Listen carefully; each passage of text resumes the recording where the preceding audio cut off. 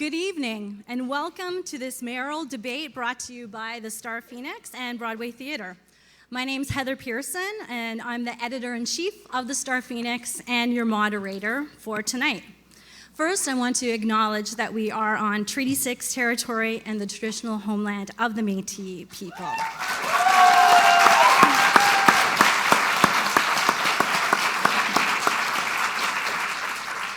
I think we can all agree that our friends in the U.S. have set a very low bar for debates. I'm very happy to be in my own shoes and not those of Anderson Cooper or Lester Holt or any of those moderators. As you can see, everyone shook hands tonight, so we're already off to a great start with candidates who have been very lovely to work with, and I know that we are going to show those Americans how it's done tonight. I'm also very certain that we have an extremely enthusiastic audience, as you were among those that got the tickets that were sold out in 6 minutes online. Yes, it was amazing. This is the first time the StarPhoenix has sponsored a forum like this, and we didn't know what to expect, and we're just simply thrilled by the support shown by the Saskatoon community. So I'm acknowledging the enthusiasm of our crowd, but I am going to ask that you refrain from cheering and clapping once we start the questioning until the end of the evening. We have so much ground we want to cover that your cooperation with that will be greatly appreciated. We also want to thank those who are joining us through Shaw Cable, and I want to thank Shaw for their help in bringing this to a wider audience. And of course, shout out to the StarPhoenix website and app, where many people are joining us tonight as well. We do encourage you to share moments from tonight through your favorite mode of social media, and the hashtag will be YXCVotes. I'm now going to introduce tonight's panelists, and please stand as I say your name. David Hutton is the executive producer of the StarPhoenix and has worked as a journalist, including a good deal of time on the City Hall beat for about 10 years.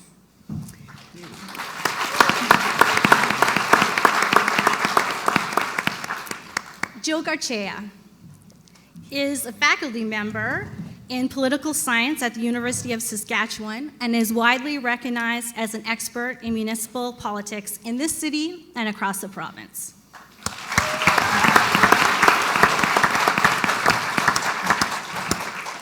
John Lajamodier is the president of ACS Aboriginal Consulting Services and the editor-publisher of Eagle Feather News. He has also hosted the award-winning national radio show As If on CBC Radio.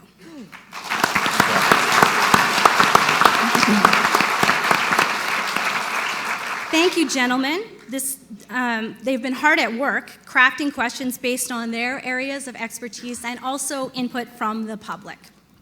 And of course, this debate would not be a success without the participation of our candidates. We thank them all for their willingness to make themselves available and for the work involved for preparing for tonight.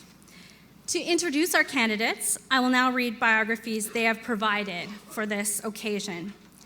Kelly Moore is a professional regional and urban planner and small business owner with 20 years experience in the public, private, and not-for-profit sectors.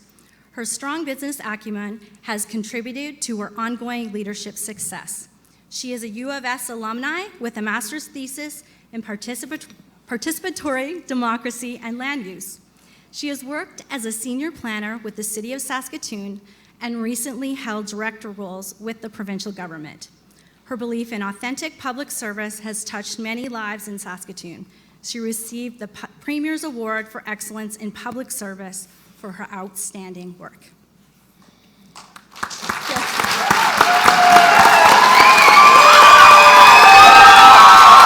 right. Charlie Clark has been the Ward 6 City Councillor for the past 10 years. He received Planet S Magazine's City Councillor of the Year Award for all but one of those years and was recognized as a city builder in Spacing Magazine, the national urban planning magazine. He has presented nationally at conferences on affordable housing, urban development, and policing and community safety issues. He is married to Sarah Bueller, a law professor at the University of Saskatchewan, and has 3 children, Simon, Ben, and Rachel. His professional background is in the area of mediation and community economic development.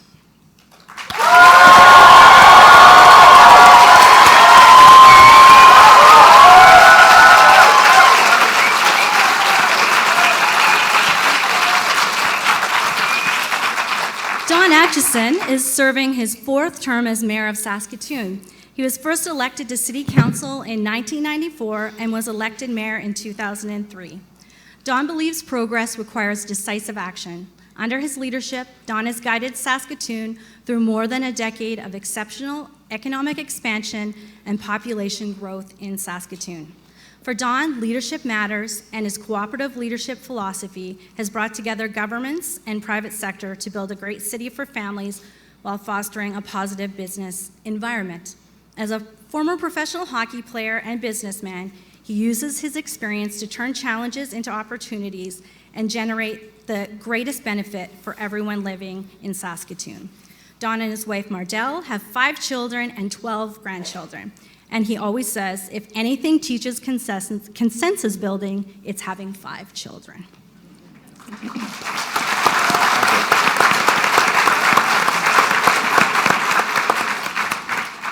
And Devin Hine was born and raised in Saskatoon.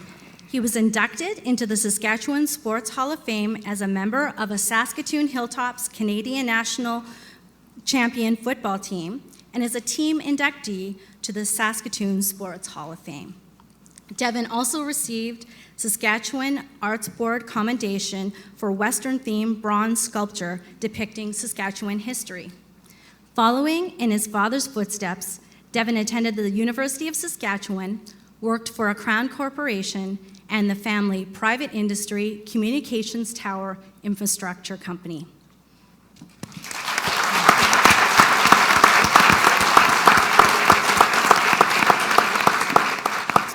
So here's the format for tonight.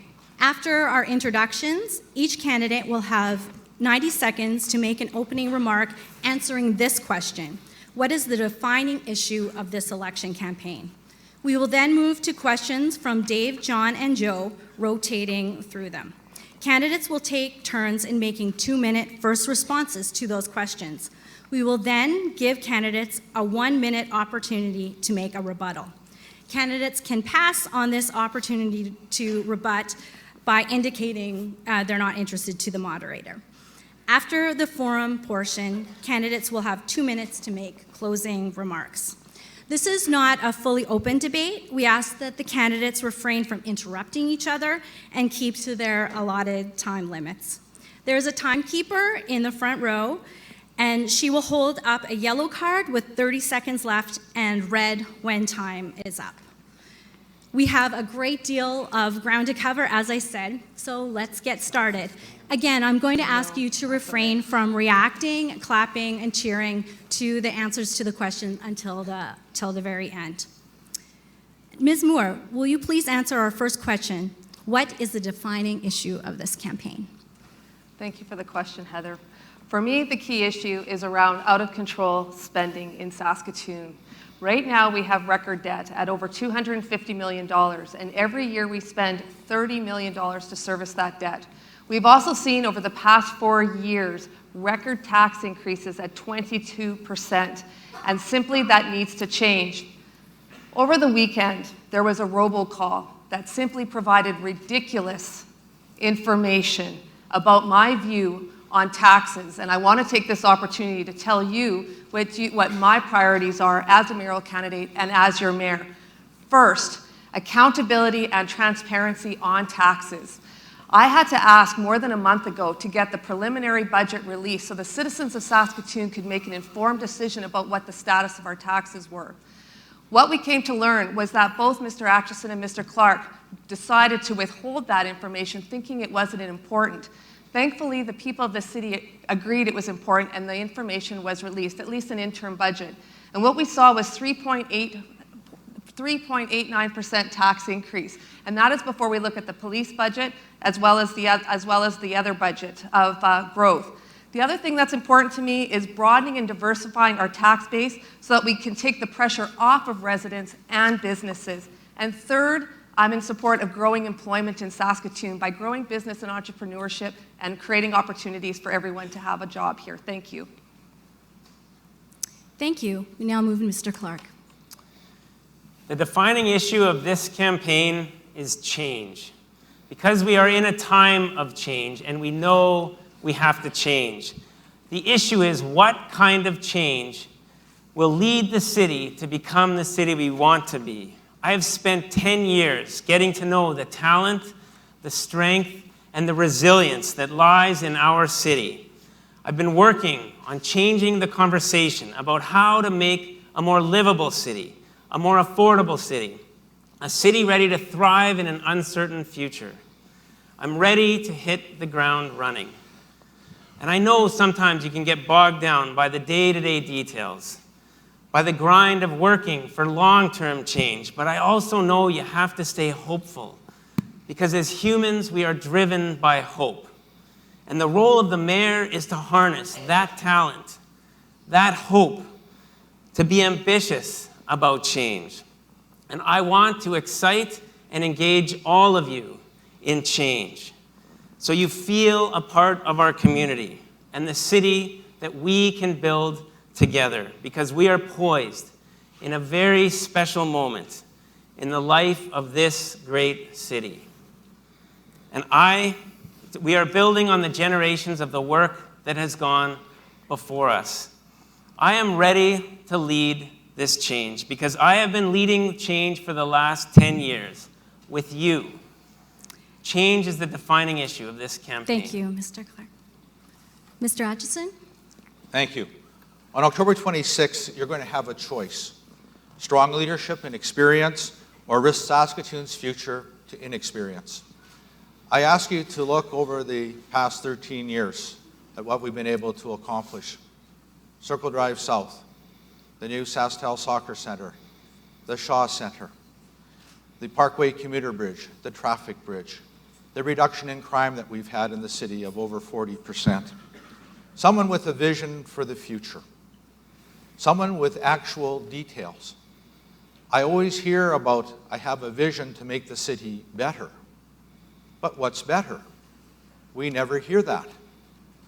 In fact, I've been leading change, strong, positive change in the city of Saskatoon for the past 13 years. That's what this is all about. I don't have a problem telling people what I believe the change is for the future and where we're headed.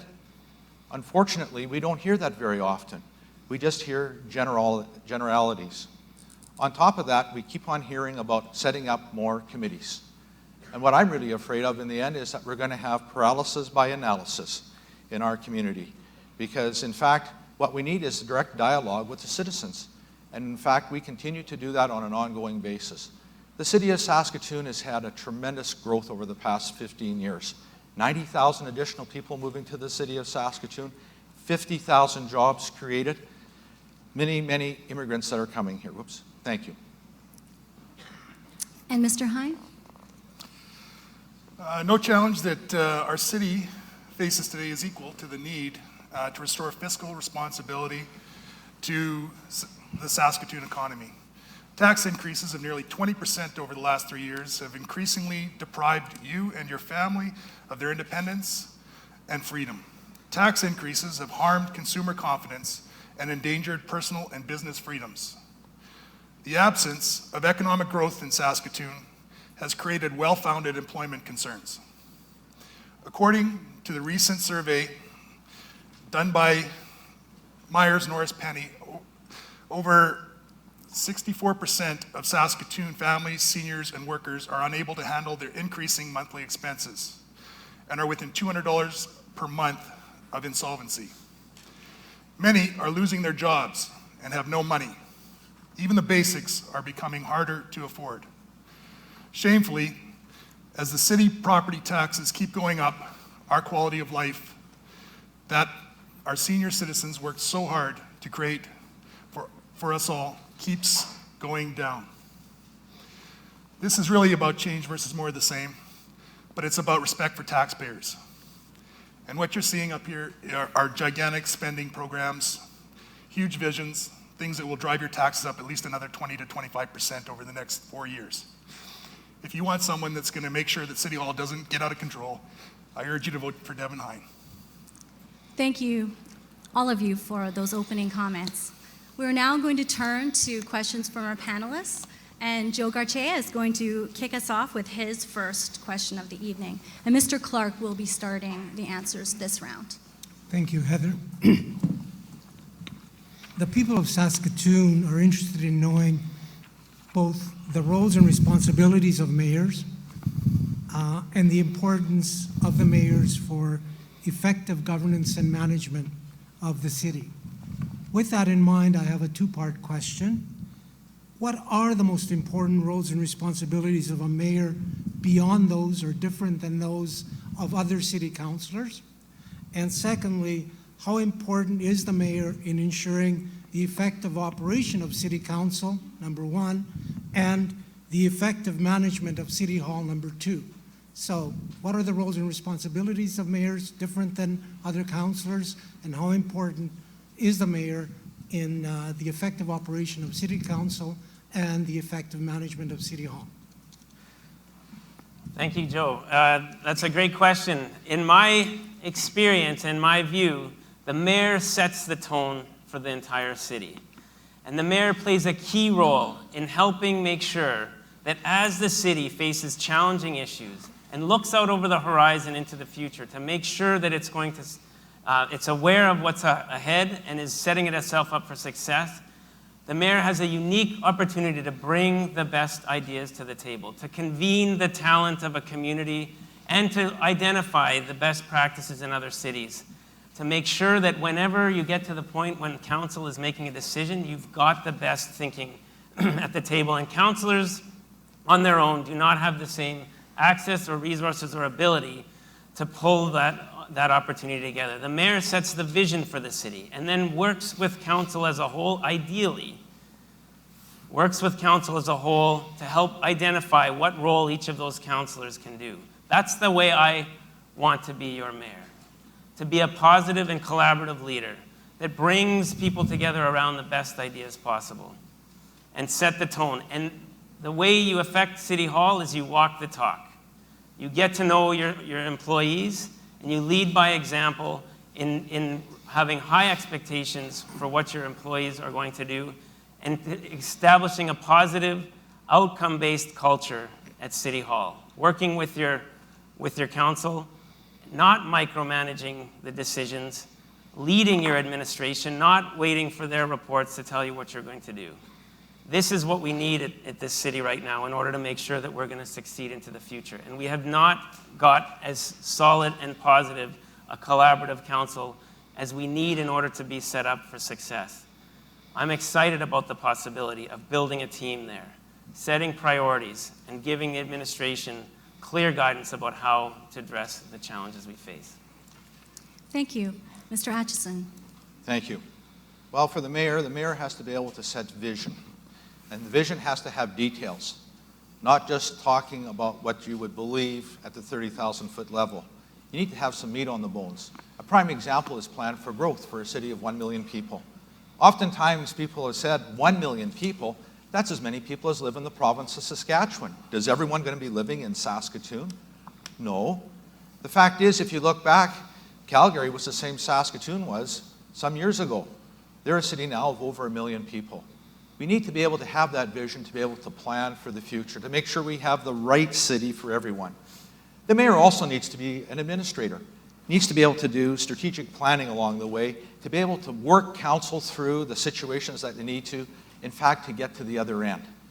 If you think some of the most difficult situations we've had, we've been able to deal with those as a council as a whole. Have the votes been unanimous? Absolutely not. Most times the votes are 7-3, 8-3, whatever the case might be. But in fact, in the end, we get to where we need to be.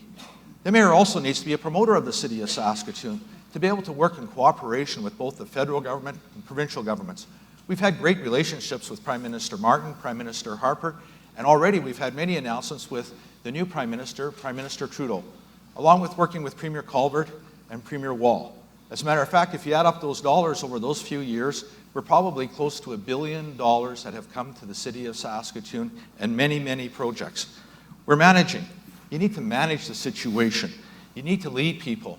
Going out on Christmas morning to see the police officers, going there Christmas evening, going out to see the firefighters throughout the seasons, going to see each and every one of our employees at the different locations they're at.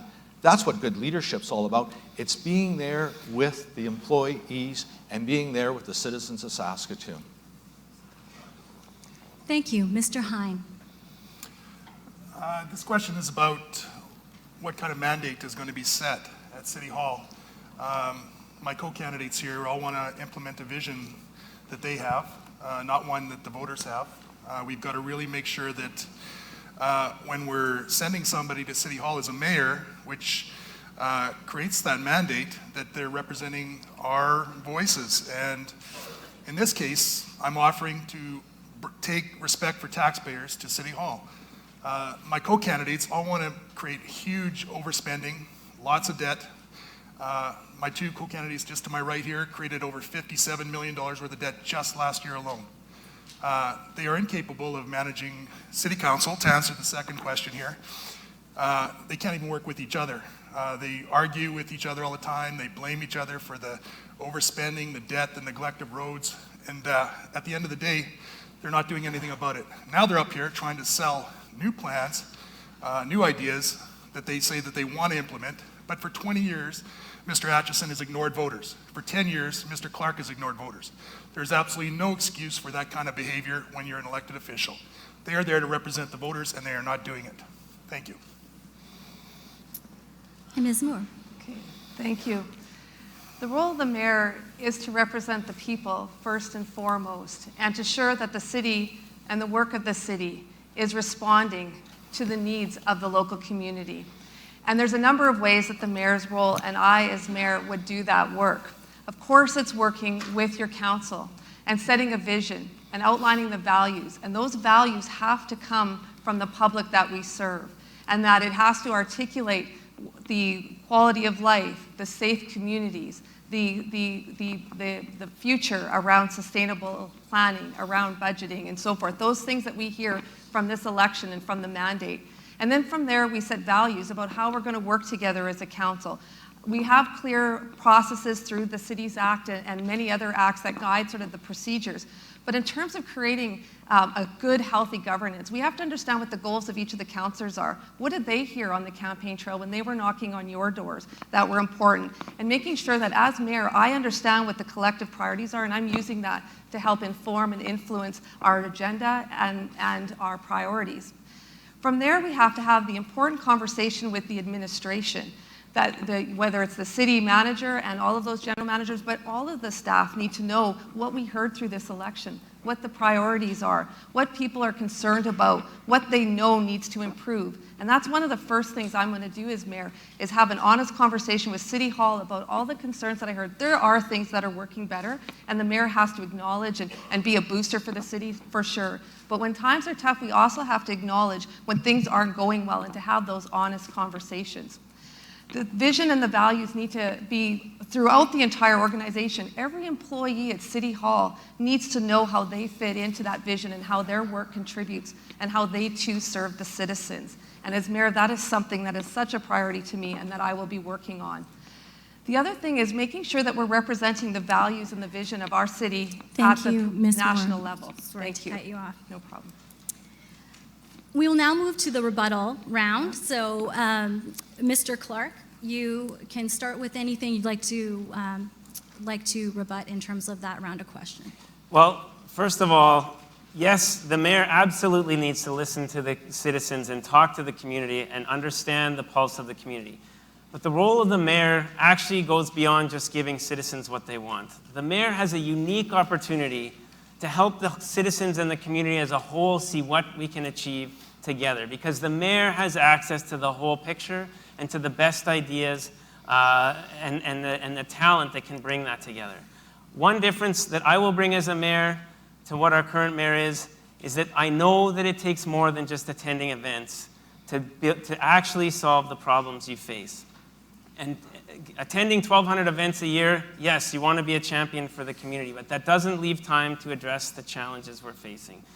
And we have seen in too many cases when some of the most difficult issues have arisen, Don Acheson has not stepped up to address and to carry forward, like Meewasin, like the transit negotiations, like crime statistics.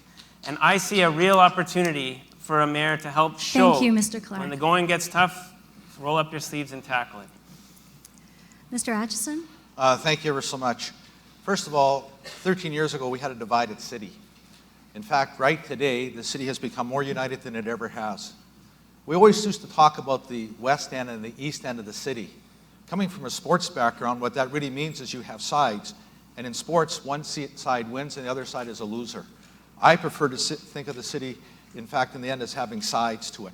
Having a library full of all this knowledge that we're able to, in fact, attract together. Imagine the city and how much better we are today than what we were.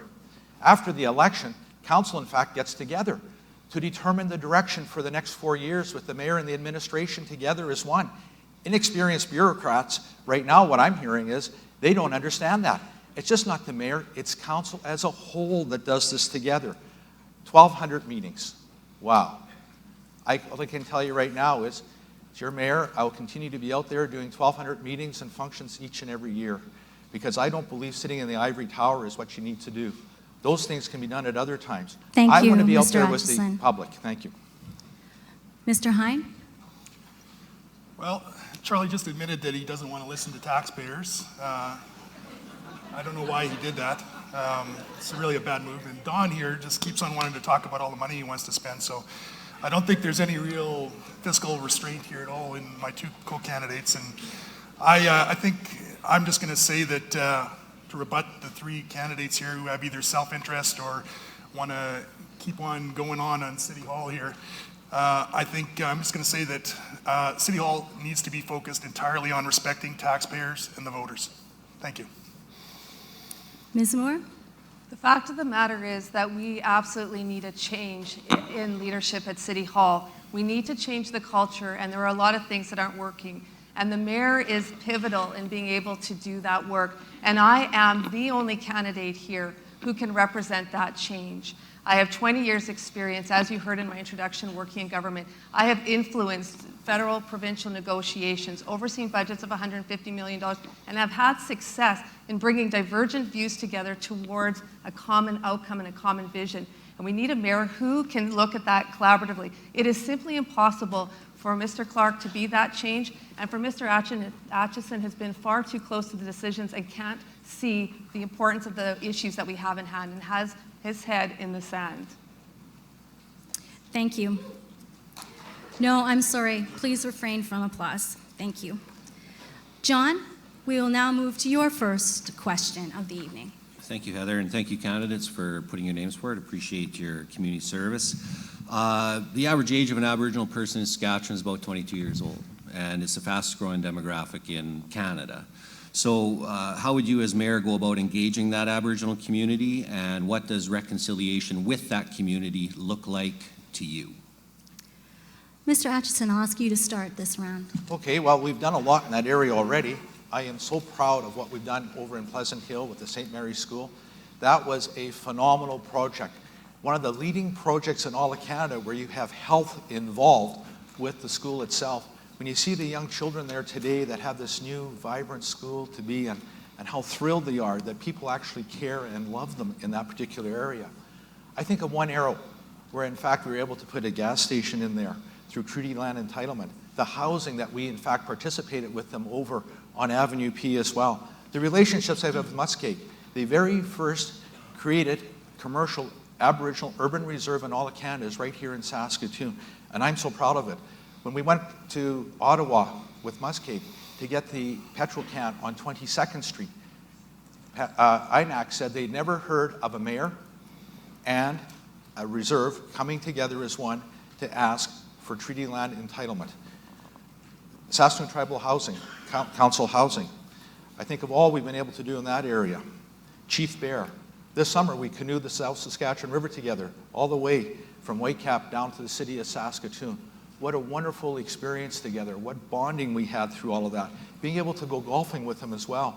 I think of the statue that we have of Chief Whitecap and John Lake, the War of 1812 commemorative monuments that we have down at River Landing. I think of Wanuskewin that we've been able to do already with the 99-year lease. In fact, what we have there is the flag of the Treaty 6 flying with us, the Métis flying down there. I, in fact, commissioned a white buffalo for us to hand out to the other 22 largest cities in Canada when they were here for their mayors, to be able to talk about things like that. Policing, we've been doing great work in that area from where we were many years ago. The relationships that we have today, we're going to carry on in that area. Education, housing, health, those areas I've been working on. All you have to do is ask Justice Sinclair now that, in fact, what we did with through treaty land entitlements, it was the best one they ever had. Thank you, Mr. Atchison. Thank you. Mr. Hine. Certainly, this question is important to Saskatoon and most communities. I think one of the problems we've got is City Hall is creating more and more dependencies, through various mechanisms, various committees, various procedures, policies, all kinds of things. We cannot continue to treat people like objects or make them more dependent on City Hall. We need to make a fair tax system, something that allows people to participate fully. We need to make sure that we're not sort of picking and choosing, who's going to get a tax break here and there, and that we are effectively allowing everybody to have full opportunity and full equality at City Hall. So that can be built into City Hall very easily, no extra money needed to do it. It doesn't cost taxpayers anything to simply make sure that the tax system is fair, that opportunity is fair, and it's very important that we start to move in that direction rather than creating more dependencies, as my three co-candidates are undoubtedly going to keep on trying to unfurl here. So, thank you. Thank you. Ms. Moore. Thank you. Well, I was happy to hear Mr. Atchison bring up the Pleasant Hill plan in the St. Mary's School, because most people know that that was a project that I was the planner on, and it did see a lot of success.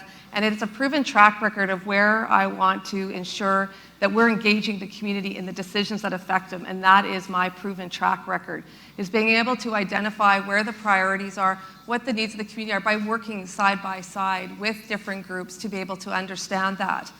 But the fact of the matter is we can't keep looking in the rear view mirror. There's been past successes. We have to look forward towards the future. And we know right now that we have a young Indigenous population that is underrepresented in the labor force. And something that I have identified is around small business and entrepreneurship. I was at the World Indigenous Business Forum and saw the incredible talent and leaders that were present, and they were inspiring to me and inspired the release of that platform. And I think that that's exactly how we need to partner nation to nation, is to create opportunities for employment, that every citizen, the Indigenous community, feels welcome, feels part of our city, and that they know that they're supported.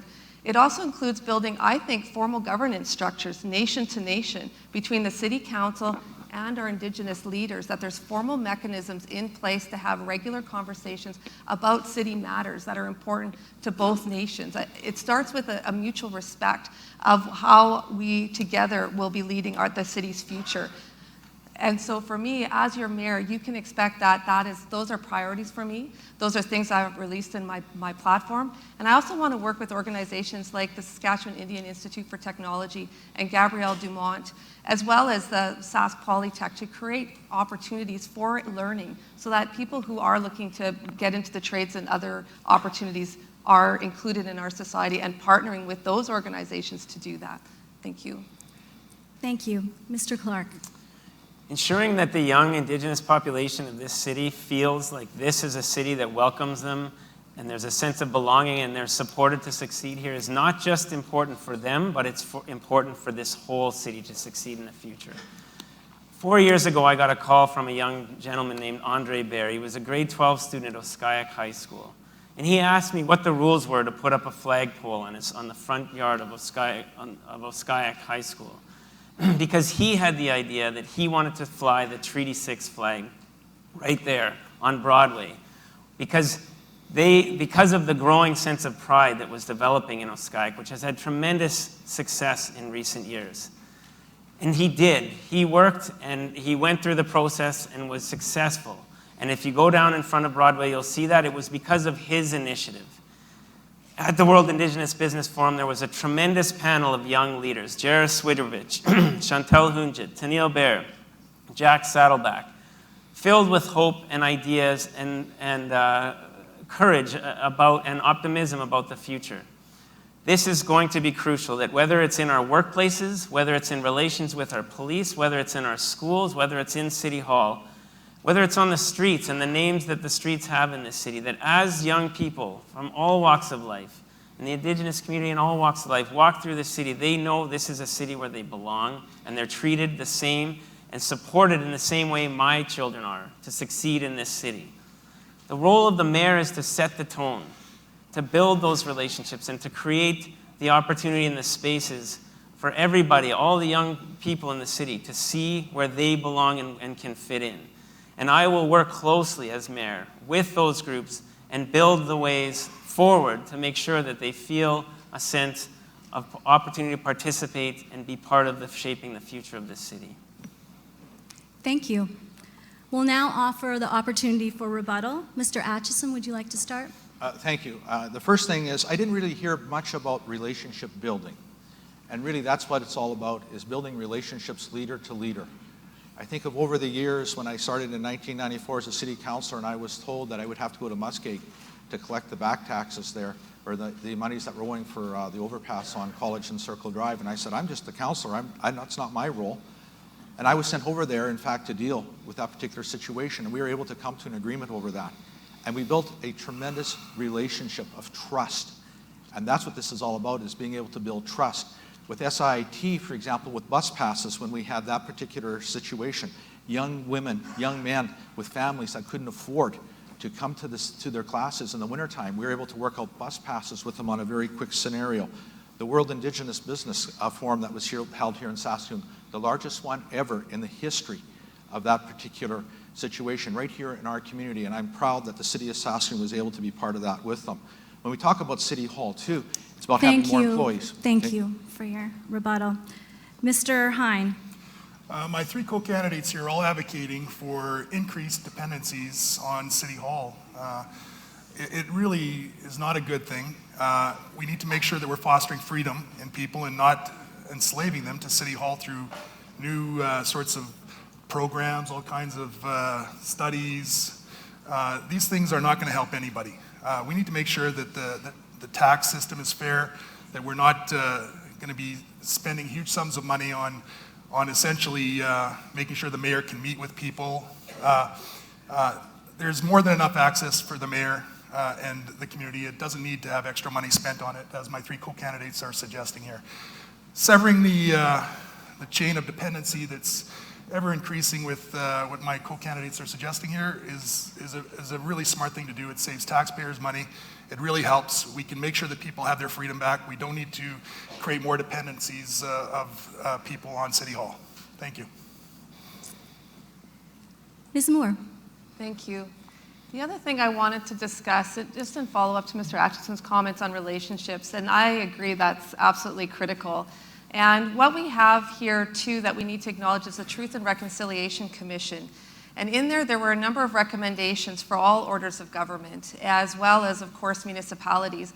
And I think one of the starting points for me, if I'm fortunate to be elected as your mayor, is to sit down with our Indigenous leaders to talk about the Truth and Reconciliation recommendations for our community and what we can be doing to start the healing process and to make sure that we are working together to move forward towards our future and creating opportunities for all people in Saskatoon. Thank you.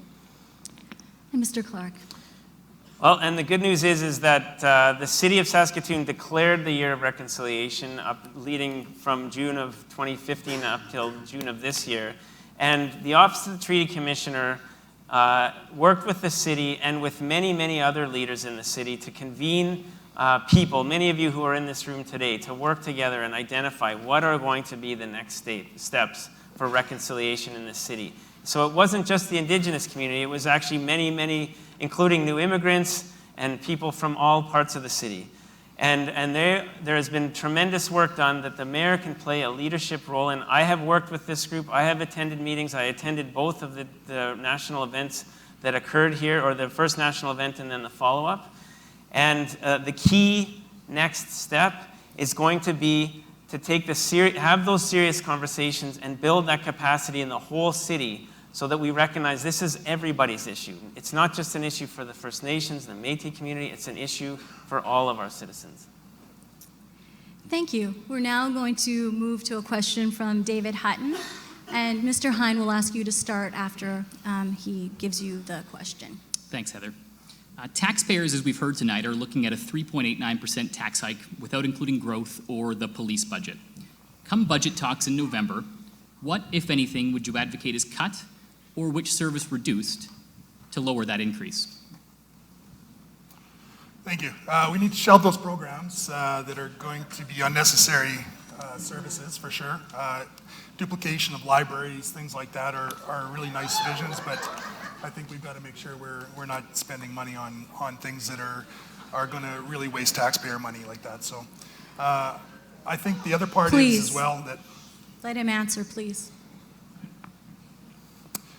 The other part is to, I think we're looking at what has been basically a over 20% tax increase in the last 3 years once you accumulate the tax effect.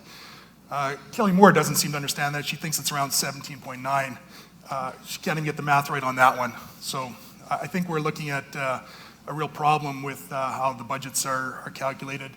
My two co-candidates to my right here that sit on City Council have created over $57 million worth of debt, showing their ability to properly balance budgets and respect taxpayer money. So while libraries are a great thing, they're really sort of a great goal. We have a library. The budget was more than enough money to manage that library, to keep it maintained. But there's quite a few people that have pet projects like that, including new art galleries, things like that, sports stadiums, all that stuff. It's really nice. But at the end of the day, taxpayers shouldn't be on the hook, especially when we're facing increasing debt and more problems. Thank you. Ms. Moore. Thank you. First, just on the math, it's $250 million in debt has been created over the past 10 years with respect to the current leadership.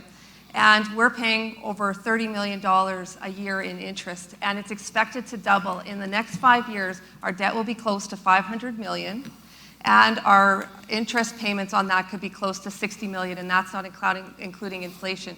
We have a very serious issue on our hands, and neither of the incumbents want to talk about that. And the tax increase could be closer to 6% when you look at everything in. So we have to be honest with our city and our finances, and there are some serious decisions that need to be made. We've also seen an increase in the operational expenses at City Hall. It's more than doubled. And we also have seen a number of capital projects that have gone over budget. And we just have to look to the art gallery downtown, or pick an overpass to a stone bridge, and those add-ons and things that have to be done again or redone. We have so much inefficiency at City Hall.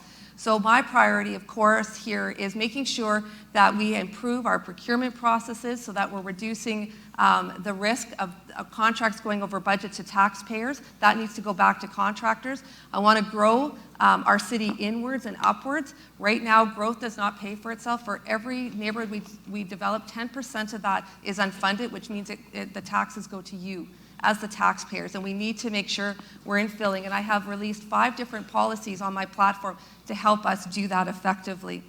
We also need to make sure that as a city, we are not overexpending on projects that aren't priorities, and we need to get our capital project priorities clear and be transparent about that. And as your mayor, you will see what's in the docket, and we'll be looking with a fine-tooth comb to make sure that every project is essential, because I think we need a reprioritization. Now is not the time for legacy projects. Thank you. Mr. Clark. The pressure on taxes that's been happening is something that I've been concerned about and working to deal with in my time as a councillor. On the very first year that I got elected, I asked for a report from City Hall to say, what are the true costs of growth? Because I could see already that as we were growing outward with the city, the costs were going up faster than our revenues. And ever since I've been on council, I've been working to change the conversation about how we address this. For the last 5 years, working on a new growth plan that directs the city towards more balanced growth. Working on developing plans to get more development happening in the downtown, but also about how we run and manage projects. Advocating that we have a business planning process, not just for what it costs to build something, but also for what it takes to maintain it. And one thing that I can tell you will not reduce your taxes is shifting more taxes from businesses onto homeowners, which is what two of my co-candidates have proposed here. We've already done that.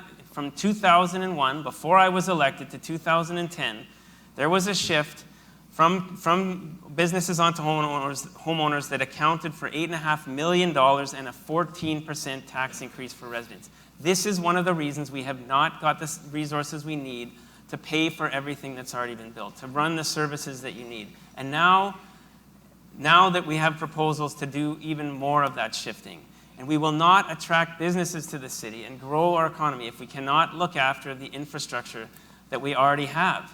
It's a very fundamental issue right now for this campaign, because that has eroded our ability to keep your taxes down already. 14% tax increase for residents with no increase in services has put and 14% less contributions from the business community is making it hard to keep up with what we've got. We have to address this issue if we're going to keep costs down, grow more affordably, do not shift taxes onto homeowners, and the last thing I will do is to continue to find efficiencies in how we do our work. And Mr. Atchison. Thank you very much. I guess we're not answering the question, so that's okay. The 3.89% right now is strictly a preliminary number that came out without all the facts. So it's easy for someone to fearmonger and say that it's going to be 6% when not all the income is there, not all the expenses are there. No one even knows what they are at this particular point in time, because there's cap and trade that's coming right now too. We are unaware of that. To hear that we are spending $30 million in interest payments per year is being truly deceitful, I'm sorry to say. The principal is $14.8 million. The interest is $7.6 million at an average of 2.89%. The total is 22.4. In fact, if you buy a home, I don't know many people who pay cash for their home. Usually you pay principal plus interest on that. And that's what we're doing here. So when I hear things like that, it is a bureaucrat with no experience at all being totally inexperienced on that area. We included roads, we've included sound walls. In fact, they're talking about even having more committees, more costs that are going to be incurred here along the way for all of us.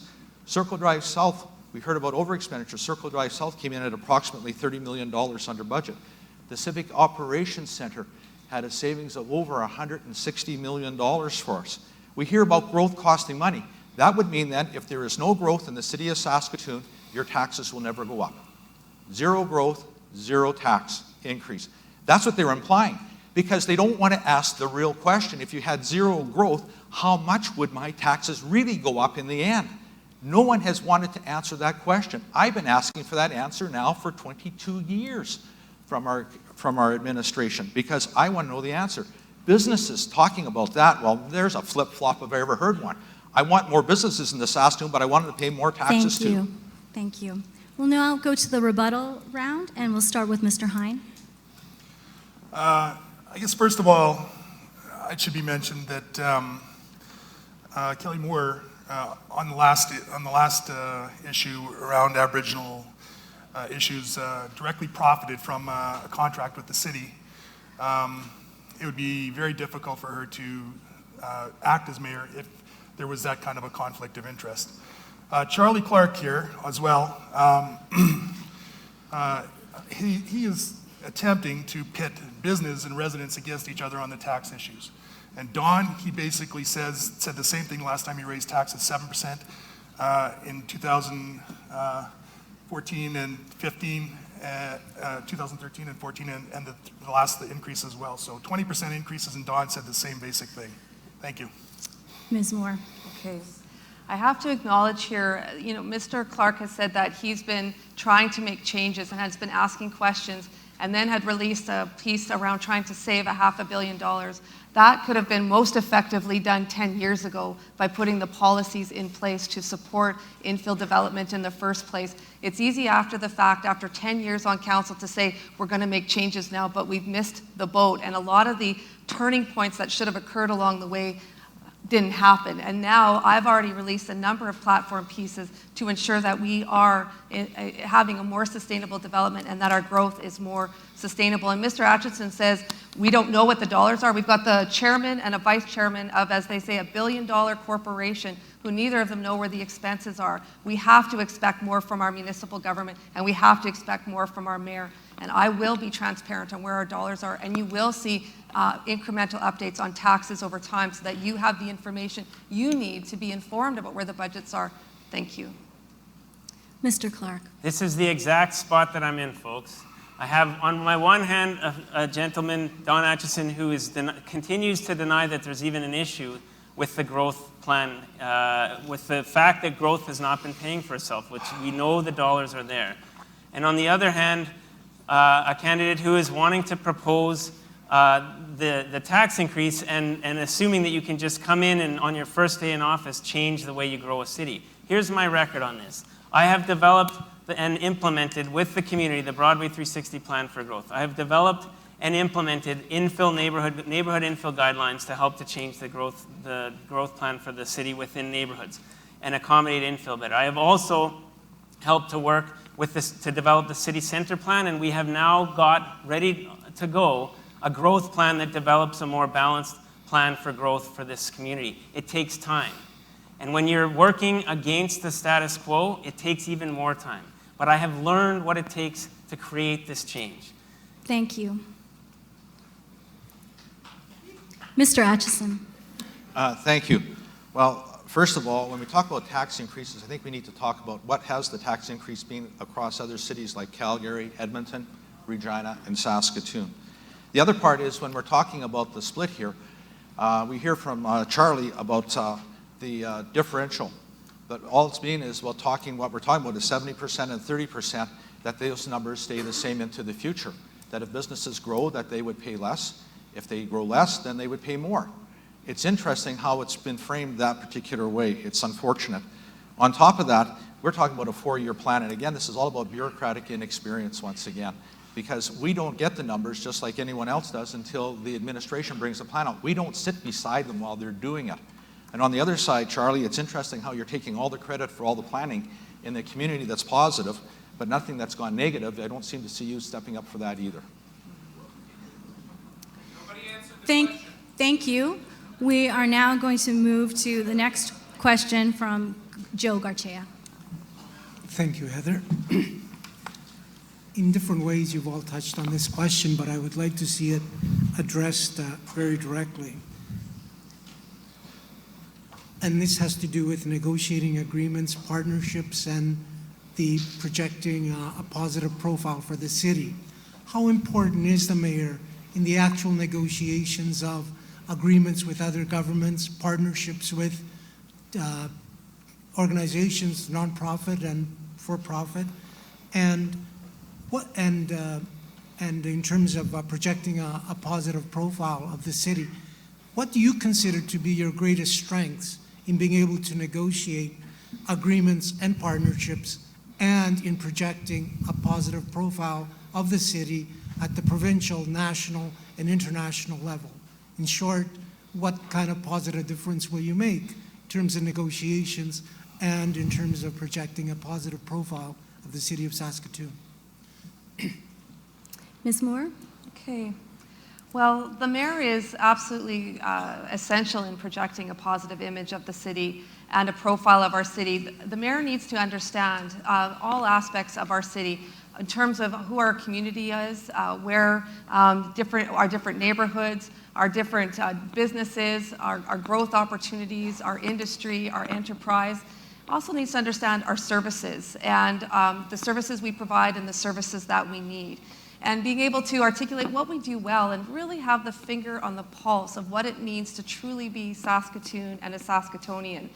the mayor has to work with all different groups to relay it, to understand that information, and then be able to relay it to other orders of government. And so it's fundamental. The mayor sets sort of the tone, the attitude, and I think the optimism and the opportunity that the city's there and finds where those key opportunities are that can help influence our city positively forward. And that's one of the reasons why I've chosen small business and entrepreneurship, is I know that that's one of our city's strengths. And I know that everybody is impacted in some way by services there, and it presents opportunities to lift many people in our community up and to fully participate in our economy. In terms of my greatest strengths, though, I have worked at so many different levels, the town level, the municipal, the provincial, the federal, and I've also worked internationally.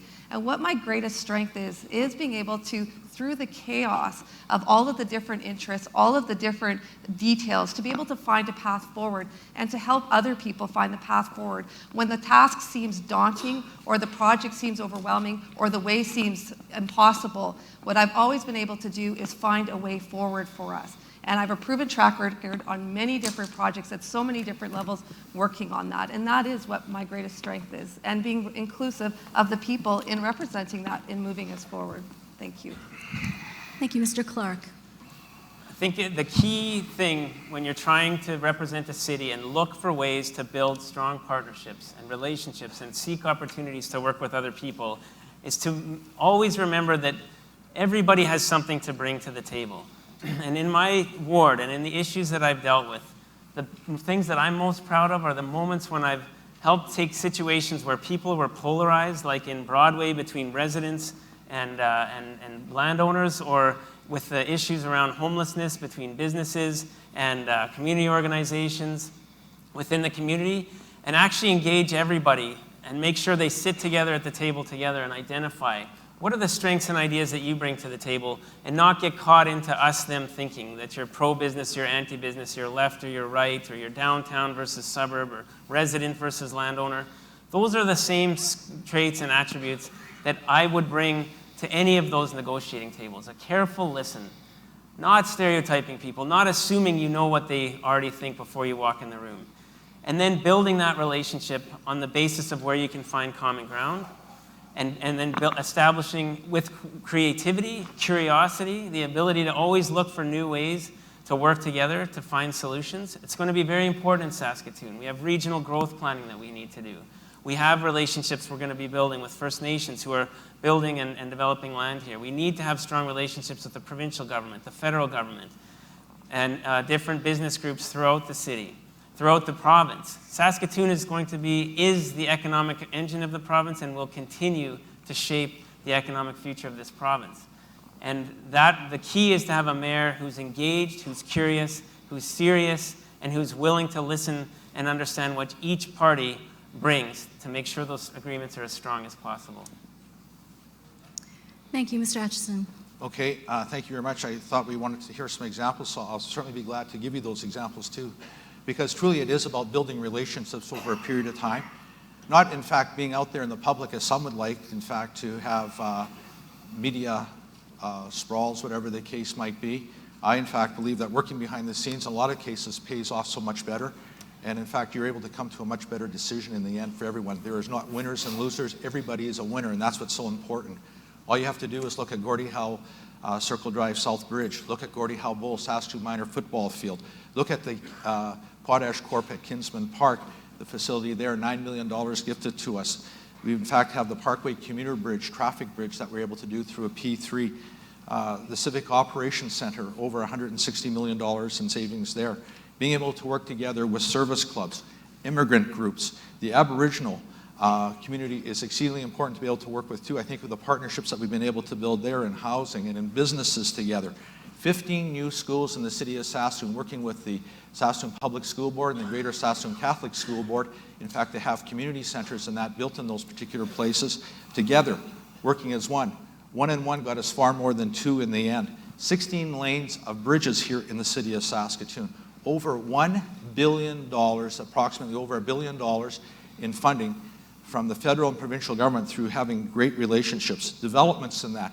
Think of the University of Saskatchewan with Preston Crossing, the student housing that's there, the University of Saskatchewan new rinks that are there. Those are all things that we've been able to do together. A mayor has to be able to work with all groups right across the board. And that's what I've been able to do over these past 13 years, and I look forward to doing that in the future too. Thank you. And Mr. Hine. Wow. Blah, blah, blah. I don't know what else to say. There's not one iota of taxpayer respect here. Every single interaction with every level of government needs to be filtered through that exact channel. Does it create or function as respect for taxpayers? Every dollar spent, every single dollar that is collected must have a need. And what I'm hearing here is all kinds of just fancy plans, all kinds of stuff that don't address that issue at all. It's really disrespectful to taxpayers. Kelly Moore takes contracts with the provincial government. She probably couldn't even sit in on most of those meetings because she would profit directly from some of that. Or it would affect her business adversely. Charlie just thinks that collecting more and more people at City Hall to do his job for him is the way to go, but he doesn't want to do his job. Don here just thinks that having 1,200 meetings a year is the cat's meow, and it's not helping anybody. At the end of the day, we've got to start respecting taxpayers. If you want your taxes not to go up, I urge you to vote for Devin Hine for mayor. Thank you. Ms. Moore, would you like to begin the rebuttal? Yes. And again, sorry, I'm just going to ask that the audience remain quiet. Thank you. In his comment, Mr. Clark talked about a project on the Broadway 360, and I have to say I have worked on dozens of projects like that, and I have been the lead planner responsible for that, and the projects that I've worked on, Caswell Hill, Newtana, West Industrial, Riversdale, City Park, you name it, I have worked in those neighborhoods that have led to millions of dollars in investments in those neighborhoods, paved roads that were gravel, sidewalks that didn't exist, integrated service partnerships between the city and the health region. Those are all areas that I have significantly influenced because I could see those paths. And I've also been able to take that process from the local level and introduce it internationally and gone to other countries like Trinidad and Tobago to model and help them devolve the planning responsibilities from their state government to their municipal government by modeling those experiences. Those are very difficult things to do, and I have worked on in my entire career, and I will bring that experience as your mayor if I'm fortunate enough to be elected. Thank you. Mr. Clark. Well, I think it's just worth saying that I understand and I appreciate the work that you've done there, Ms. Moore, as somebody who's working within the administration. And I know you want to go straight from there to running for mayor.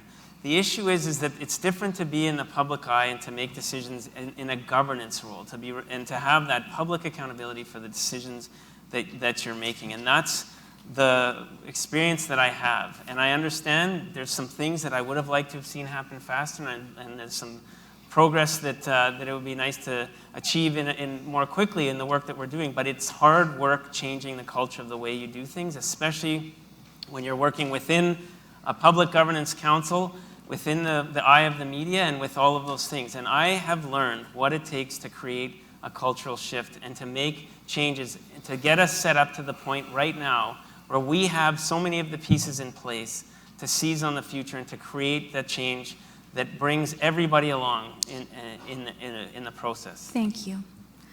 Mr. Atchison. Thank you. I was involved in the very first local area plan in the city of Saskatoon held in Sutherland. And that turned out to be, I think, a tremendous success. That, in fact, did a lot of the other communities throughout the city of Saskatoon. I looked to Riversdale as well. I think of River Landing still. What a wonderful project that has been. I think of the MVA too. In fact, what we've been able to do with the provincial government, they haven't cut funding there. In fact, we've been able to tell them that we need to be able to sit down with them, have a dialogue with them into the future. Doing those type of things is so important for all of us. I think that's where we really need to go in the end. It's experience that truly does count. And I've been able to lead the city of Saskatoon through some troubling times, through some very positive times. The waves are a little rocky right now, not as smooth as we'd like, but I'm certainly the one that's going to be able to get us to the other end. And Mr. Hine.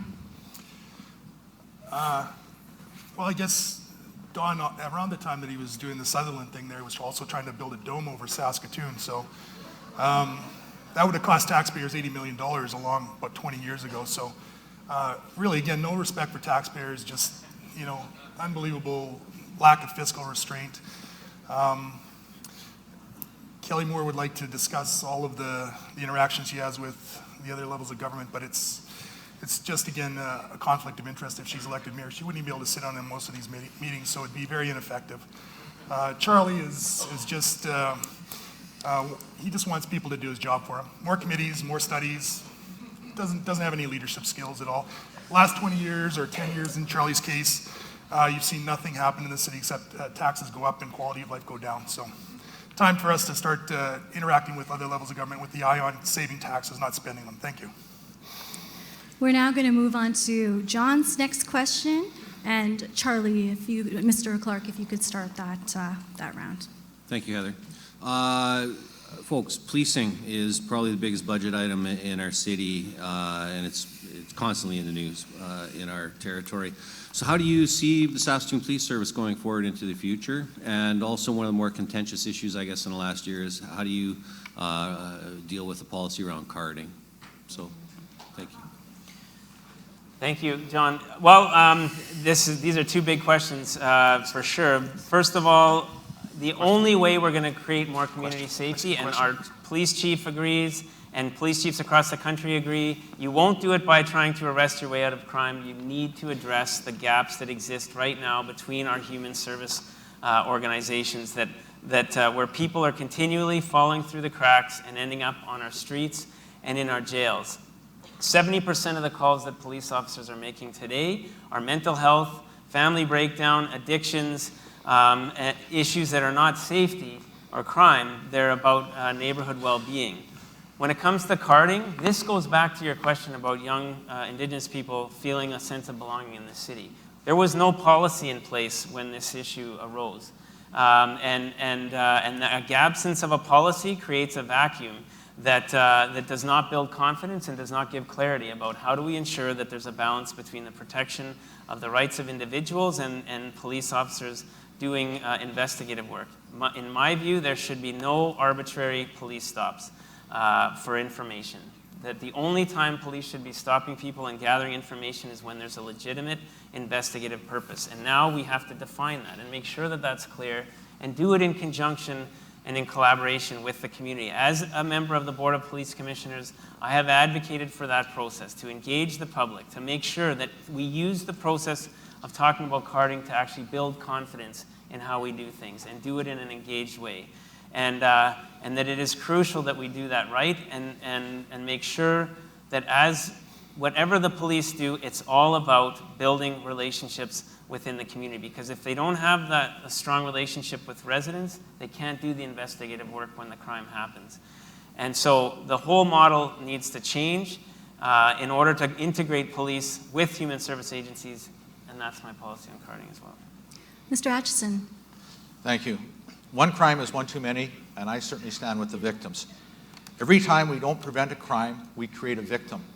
And really what we're talking about here is just not one way of dealing with policing in our community. It's a two-pronged approach that's really required. One on the social side to deal with drugs and addiction, and the other side on the criminal side. Those with drugs and addiction don't belong in police cells. That is for sure. They certainly need a lot of help in other ways through social agencies as well. The police, in fact, are there to protect us and uphold the law in the end.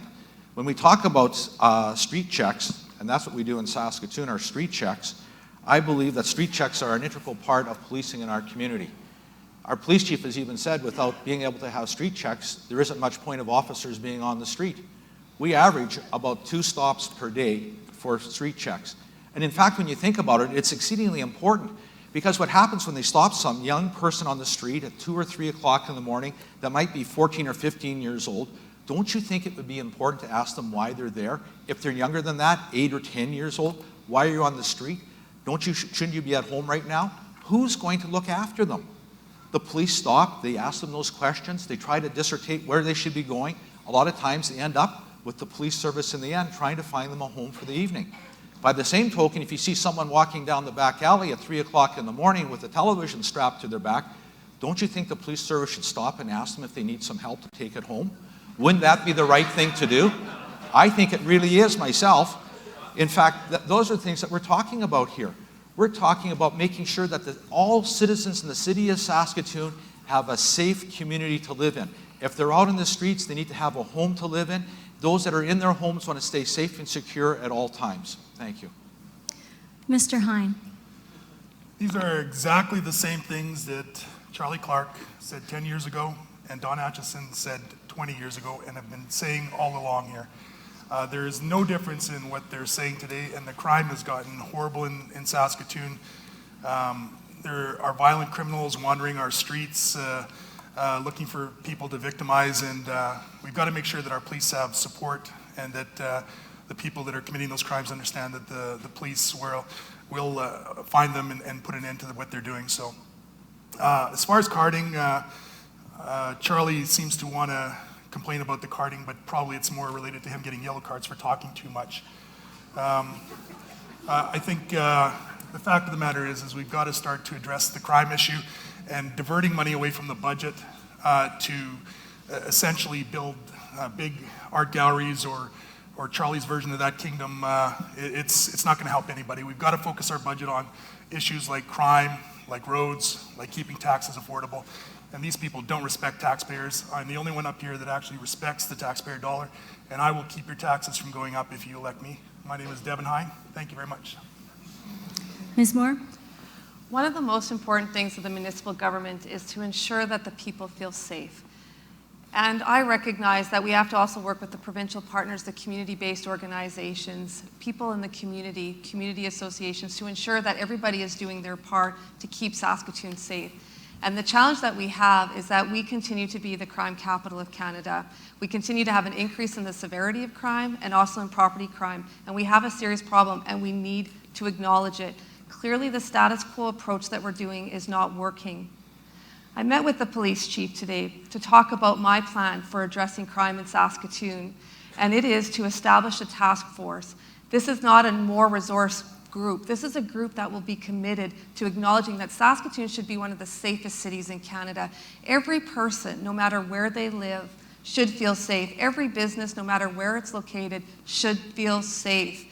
And we as a city have to acknowledge that we have a problem and set some goals and targets to address that problem so that every different organization that is involved, whether you're a not-for-profit, a community-based organization, a community association, you're with federal justice, provincial justice, the health region, social services, the Saskatoon police, every single person needs to be part of this solution, and that is what I'm proposing. The other, of course, is to acknowledge that we have to address the root causes of crime. And that comes back to ensuring everybody is included, that the decisions that affect them, working with our Indigenous community that is overrepresented, and ensuring that they feel a part and included. I'm on the public record of saying that I don't support carding. And Mr. Wayhill and I had a tough conversation today, but I recognize that we need to have street checks, but we can't be profiling people. We need to work together, and this is what I said, as mayor, we will sit down and work together with the Indigenous community and others to talk about what the issues are so every person feels like they belong, that they don't have to fear that they're going to be picked up by the police simply for doing legitimate things, but because of their cultural identity. Thank you. Mr. Clark, would you like to give a 1-minute rebuttal? I've been working on this issue for 10 years, working on homelessness, working to develop a new plan and a new paradigm shift for how we address homelessness called Housing First, with the United Way, with the police, with many of our social services agencies. I've also been the councillor for downtown and been constantly working to try and affect some of the crime and safety issues in the downtown. And recently, with your announcement of a crime platform, Kelly, Ms. Moore, you said that you thought that the problem lay at the feet of the Board of Police Commissioners. On your own website, you described that you have had lead responsibility to bridge community need with services being provided by police, justice, health, education, social services, employers, housing providers, and Indigenous organizations. What I have seen repeatedly in my work in this area is that the body that has not been at the table is the provincial government. And this is in your work as a senior manager within the provincial government. They have cut funding to the Lighthouse. They have not put funding into the plan to end homelessness. Thank you, and Mr. they have Clark. cut funding to the SED program. This has been our barrier. Mr. Atchison? Thank you. Even the crooks want to live in a safe environment for their families. Everyone wants a safe environment, and I'm certainly in favor of that too. When we talk about reduction in crime, we have to remember where we are at. We used to be at much higher rates. Matter of fact, we reduced crime by over 40%. That seems to be neglected. And some say, well, you're still number one. Just imagine how much further ahead we were at one particular point in time. We've been able to reduce that over a period of time. Drugs now seem to be the number one problem in the city of Saskatoon. And it's going to continue to be the number one problem unless we work on that particular issue. with the provincial government. We need their help also. The city of Saskatoon cannot do it by itself. Having a task force, that means more committees, more money. We just finished hearing about taxes and everything else. You can't do everything and not keep taxes where we're at the same time. So again, I certainly believe that the police service are doing a great job with the resources they have. We just need to be able to do more with the provincial government. Thank you. Mr. Hine, do you have a rebuttal on policing and carding issue? Well, Charlie just got carded again here. I think Kelly Moore here is, she's engaged in advertising for her company here. It's really task forces, community involvement, which are things that her company does. This must be the greatest platform that she can get for basically advertising for her company, I think. Don and Charlie have neglected the crime issue for 10 years in the case of Charlie and 20 in the case of Don here. It's time to get them out of the way and make sure that the police can do their job properly and let them make sure that they're not interfering with addressing the crime issue. So, thank you. Thank you, Ms. Moore. Thank you. I have close to 11 years' experience working at the director level with the provincial government, and I actually can't think of a better candidate who knows how the provincial government works inside and out, forwards and backwards, than me. I know all the deputy ministers that are ahead of the different organizations. I know the executive directors and the directors. And if the city of Saskatoon sees the province stepping away from the table, then who better to be at the helm than somebody who understands that governance structure as well as the federal governance structure to make sure that we are representing what the needs of our city are. And you can bet that I'm going to be calling in all of my contacts in those roles to help us address these key issues that we're facing as a city. That's an asset to us. Thank you. I believe, thank you very much. I believe that we've already reached time for our closing comments. Unbelievably, the time has gone so quickly. To start the closing remarks, we will ask Mr. Atchison to begin. Thank you very much. First of all, I want to keep Saskatoon working. And I think, again, the choice is clear. On October 26th, do you want to have a choice of strong leadership and experience or risk Saskatoon's future on inexperience? I imagine a city of choices, a city that living in, working in, playing in, shopping, and eating. Imagine a vibrant downtown, vibrant suburbs, all working together as one. That's what the city of Saskatoon is all about. I imagine a city with no bike lanes on 4th Avenue. I believe in bike lanes, but not on 4th Avenue. Please, The MVA please. is a wonderful place along the trail there for them. I imagine a far more successful MVA into the future. Those are things that we need in the city of Saskatoon. A city that comes together as one, working together as one. And in fact, the CP rail lines, being able to move those from the city of Saskatoon and putting those into an active pedestrian corridor all the way through there with cyclists would be exceedingly well founded for all of us. Those are things that we can do. Thank you. Oh, okay, thank you. Mr. Hine, your closing remarks. Imagine all the butterflies. It's amazing. Yeah. Saskatoon residents and businesses are not responsible for the disaster in our economy. It is the uppermost level of our city government that is responsible. Council and the city manager have created a massive debt, over $57 million in 2015 alone. They have exercised no fiscal restraint, have mismanaged the city budget, and have fostered unhealthy dependency on City Hall at every turn. Council and the city manager have neglected service delivery and diverted revenues raised from taxes to pay for bridge lighting and their kingdoms down by the river. In the past 10 years, it has spent over $600 million more than it has collected in taxes, over $600 million of your hard-earned tax money, which has made every single dollar you earn worth less as it increasingly goes to service a growing debt. If you want somebody that's going to hold the line on taxes, get tough on crime, and address the road issue in Saskatoon and make sure that every dollar is spent in the right way, I will be here for you. My co-candidates want to build their kingdoms down by the river, and I suggest that you look carefully at how expensive their plans are. Thank you. Thank you. Ms. Moore. Okay.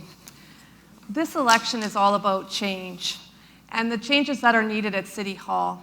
Everybody here knows that we have, and everybody at home knows that we have some serious issues with respect to sustainable planning, with respect to financial responsibility and accountability, and with respect to the services that we're receiving from City Hall and ensuring that we're getting the most from our tax dollars.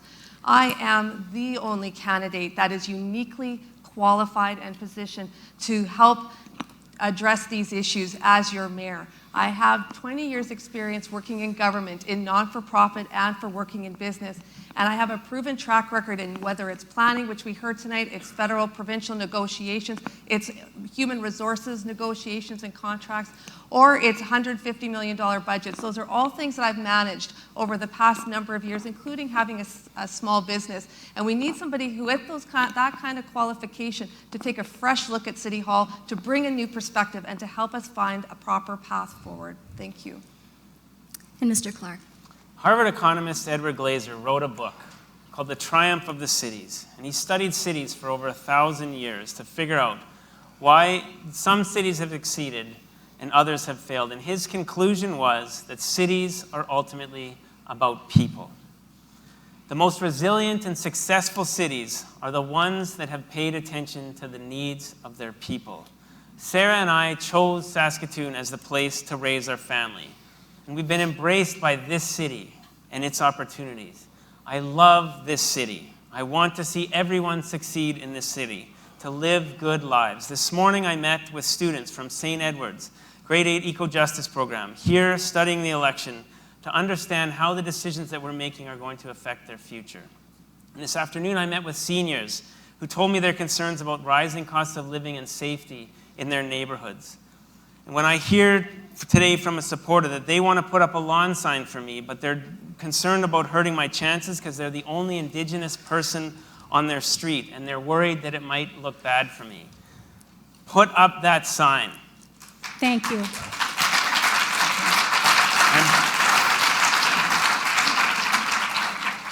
I think we should give our candidates and our panelists another round of applause. Cheer away.